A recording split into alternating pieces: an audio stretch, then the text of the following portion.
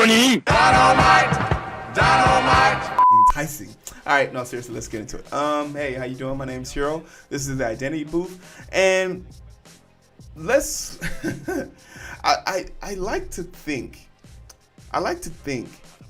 That remember there was a time when black people were like, bro, cops be wildin', or white people be wildin'. Like whenever we're trying to just do something basic and be normal, they come out of nowhere and just start, they just come out of nowhere and just start harassing us, and they start treating us weird and badly. And everyone was like, no, you're lying. Police are good people. People in general are good people. No one has ever done that to me. It can't be true. People be saying shit like that, and then it dawns on you, we got cell phones with cameras on it. Smartphones has ruined racism in this country, because no, they don't even get mad that they get caught being racist. They get mad that there's documented proof of it now, right? We got documented proof of you being your forefather, your original self, your polar bear self.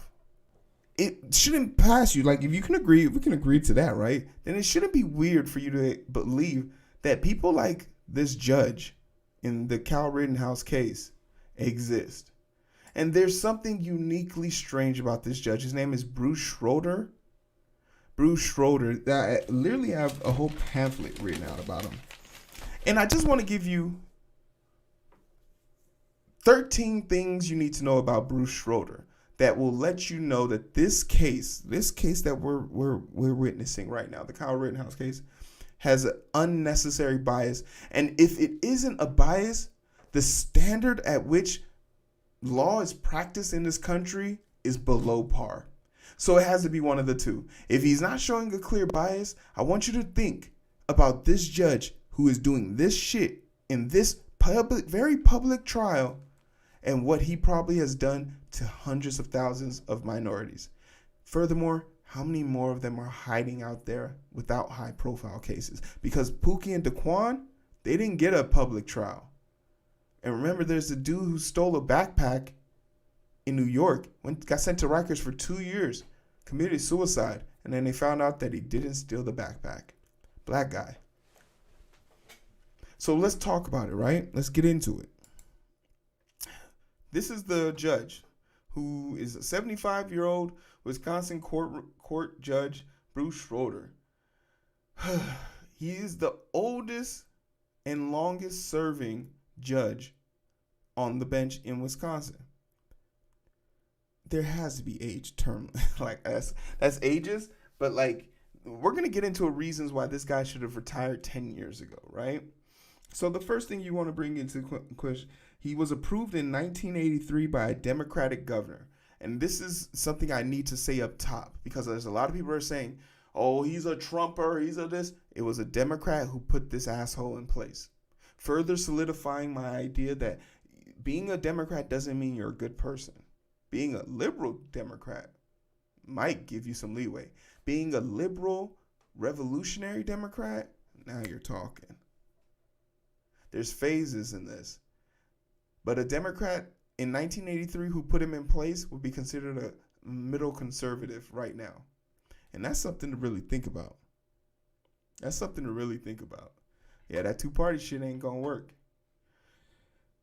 The judge made a very interesting comment about what would be allowed during this case.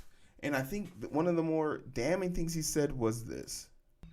The word victim is a loaded word. And I think alleged victim is a cousin to it. I respectfully disagree, Your Honor. I think it's the exact same issue. The terms that I'm identifying here, such as rioters, looters, arsonists, are as loaded, if not more loaded, than the term victim. He doesn't believe the word rioter, looter, arsonist are just as polarized as the word victim. By definition, if we have a suspect, a defendant, for this to be a crime to have take place, you have to be able to identify the victim. Who the hell is on Facebook? For there to be a crime, there has to be a victim. Like something or someone has to have received damages. And this is me being very brass with it. I'm assuming that there's precedent for a situation like this. But by definition, he's showing a bias. You have to be able to acknowledge that if you can call someone innocent until proven guilty, well, this person's a victim until proven otherwise. And the fact that the judge took this away from people who couldn't defend themselves is mind-boggling. It's mind-boggling. But this is what, 2? 3? Let's go a little bit deeper, right? Let's go a little bit deeper. Don't fail me now. I'm a big component of the whole separation of church and state. We talked about this earlier. Church and state should be separated. It's actually in the Bible. Kyle Rittenhouse judge explains hearsay rule to jury by talking about trials of St. Paul, the apostle. I don't know who St. Paul is.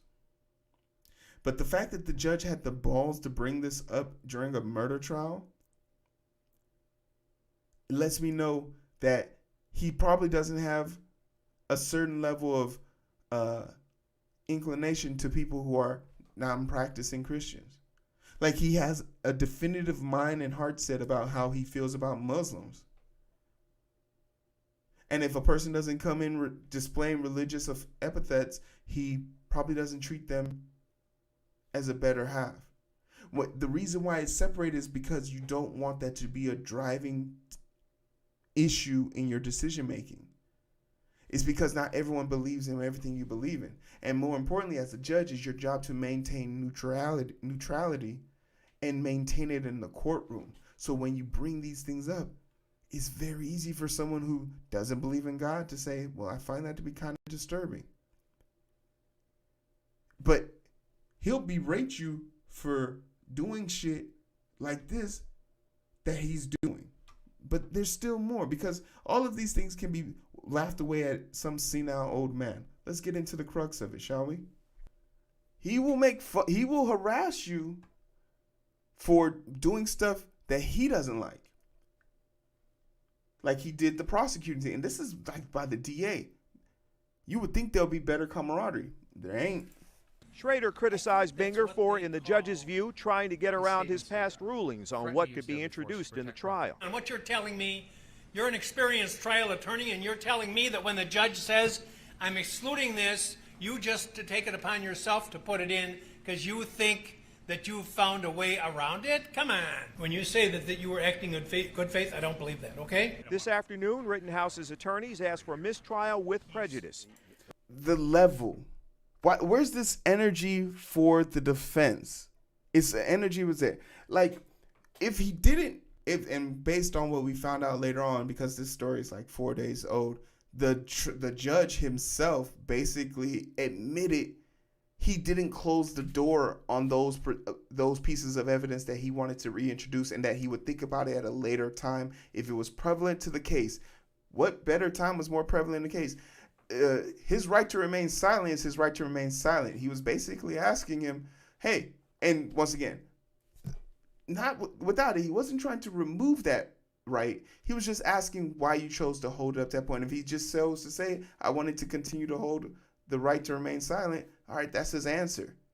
But it doesn't faze me as a thought for the prosecution to say, wow, now that you've gotten all the evidence and heard everything that could be said about you, why is this approach? But once again, it's not about what happened. I think the prosecutor's wrong. It's the energy that the judge had for him. It's the energy that the judge had for him, because it hasn't been shown in any light for the defense. And I know what you're thinking, right? Okay, that's tough love, right? That's just something we have to live with. Let's push forward. And I see y'all's comment. I'll get to it in a second. Let's push on with it, because the list becomes more damning as you get further into it. And let's talk more about the evidence, right? The evidence in question. The evidence that is prevalent to this case. Because we all know. We talked about evidence that the judge refused to admit into the scene and would have been relevant, which is what the prosecutor was talking about. Evidence that he found relevant to bring up surrogates. The judge didn't put the kibosh on that right away. But this video would have been super useful. A video shows Kenosha shooter Kyle Rittenhouse punching a girl. It's him in the red, white, and blue trunks. That's him beating up a girl with another guy. This kid has a pretension to violence. And a lot of people don't like talking about it. A lot of people don't like talking about it. This would have been super useful information to have for the juror to see.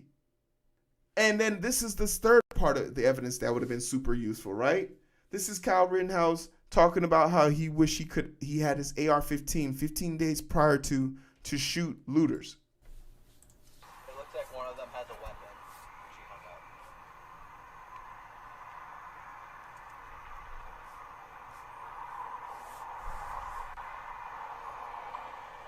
Bro, I wish I had my fucking AR. I'd start shooting rounds at them. He said, I wish I had my fucking AR. I would start shooting rounds at him. The defense was able to, go out and show that Rosenbaum had afflictions. He was a bad guy. That was literally the term they used to describe him. So why can't we go out here and show people who Kyle really is? A dude that who gangs up on girls and has wet dreams about shooting rioters. All of this should have been admitted into court. All of this. But let's get back to the judge, because these are things on it. You shall not pinch to zoom on Rittenhouse trial. The judge disallows basic iPad features. So basically, on your phone, right? The most common thing you can do on all phones, pinch in to zoom in. Pinch in to zoom out, pinch out to get a better, to zoom in. The judge disallowed a basic feature on an Apple phone because the defense made an excuse saying that by doing that, you create a 3D image of the item, which therefore changes it because it's not its original state. That is a complete fabrication of the Zoom application on the device. But more importantly, this judge gave the prosecution only 20 minutes to find an expert witness to disprove it. And since they couldn't, he disallowed it and then proceeded to bring out his own phone and complain about the phone, not letting him see his text messages and not being an issue. And you'll never guess what type of phone he was holding in his hands. He was a green bubble motherfucker. He's definitely a green bubble motherfucker. He was holding an Android phone complaining about iPhone products. Besides the hypocrisy of that situation, he's so old and senile, he doesn't even understand basic functions of the phone. As to why come when he sends text messages, it sometimes shows up as an email. He's so dumb. And dumb in an old man way. But I also think he's dumb at his job too. Yeah, so there's two things here. He makes a very racist statement about the Asian food coming to the courtroom, and I will play that, but it's going to probably be late because they're stuck in the boats at the shipping dock. Basically making fun of importing stuff from China and just a plethora of things. But I want you to focus on this sign. It's the first time I saw it, or a version of it, was on Chef 4RD. On a can of Chef 4RD. Now think about for all you people from the 90s, think of a can of Chef 4RD. It's the chef doing this, right? The ACLU has already described this as a racial bigoted form of prejudice for the white power symbol. But this judge is so oblivious to the times. He doesn't even know this, and he trivializes white supremacy. This judge is an enabler of white supremacy. Whether you want to believe it or not, he's the Mr. Magoo of the fucking courtroom. But he is allowing people to do some dangerous shit. He's setting a horrible precedent.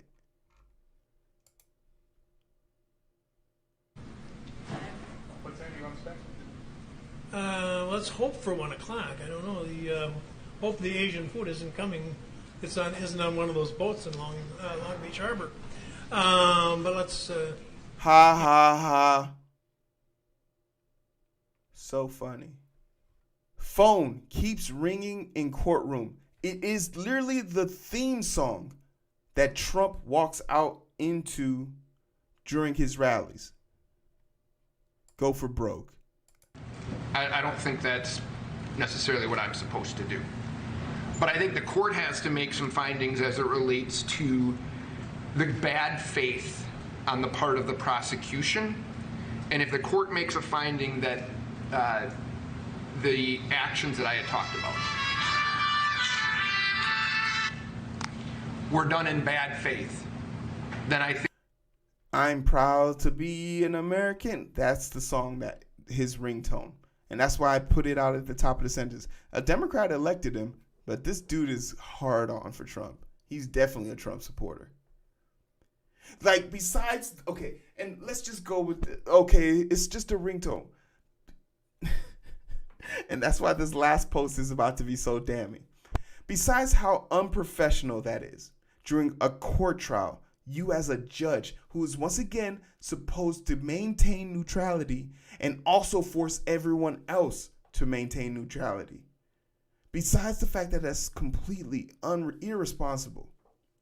This is the same dude just a few posts ago was complaining about not being able to get his phone to work, not figuring out how to get his text messages to show up. But he figured out how to get his favorite president's ringtone on his phone.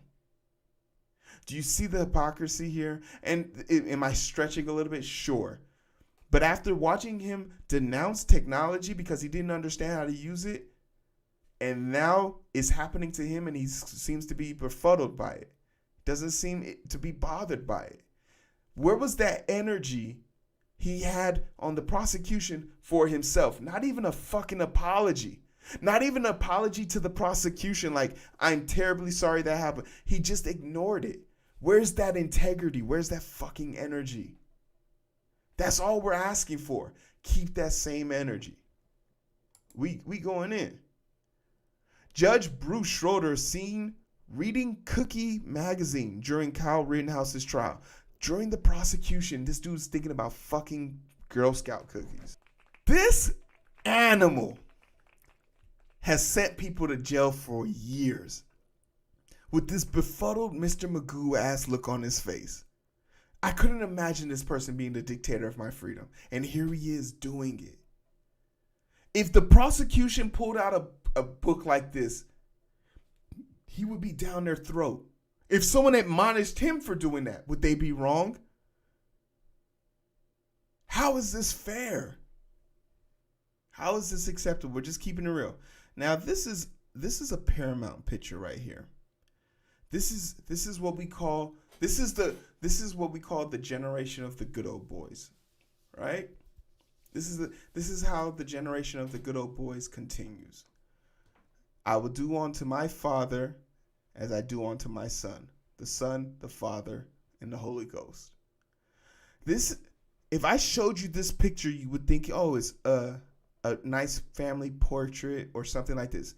If I told you one of these people just murdered 2 people and tried to kill a third, and I told you he was standing behind the person who is being his fate, how the fuck could you rationale this? There's a murderer in the room. If he's found guilty, he's a murderer.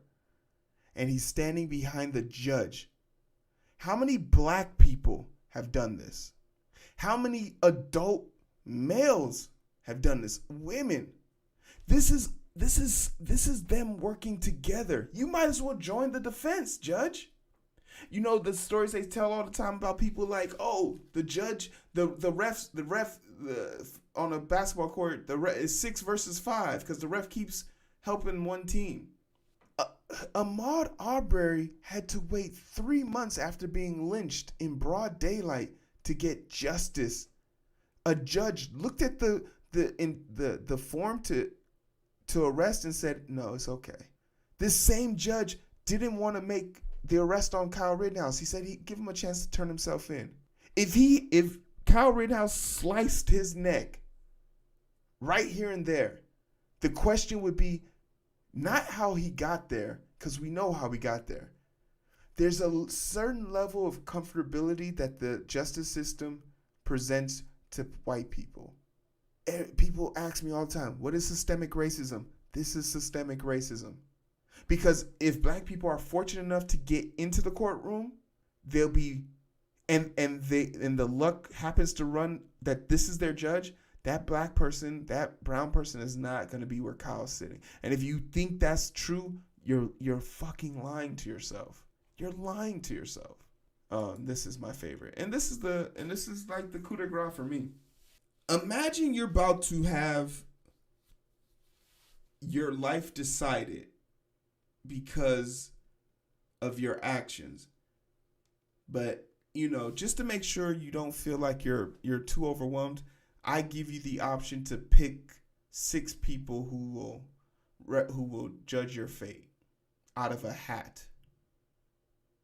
Never in my years, I've seen this happen 7 times in my years in the courtroom, and it was always done by a designated official.